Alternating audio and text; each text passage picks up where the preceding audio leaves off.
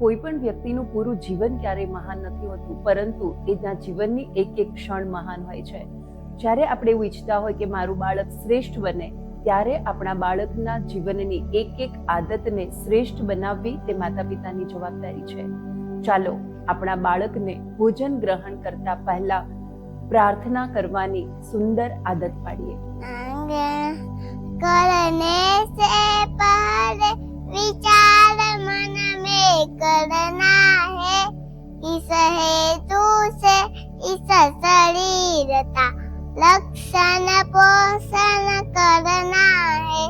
हे परमेश्वर ये प्रकाशना नित्य तुम्हारे चरणों में लग जाए जन्म धन मेरा.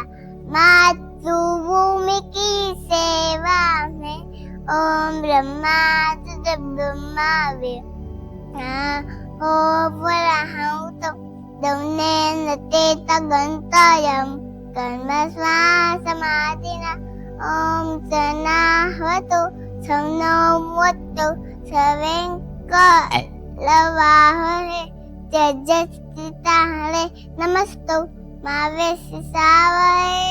ओम शांति.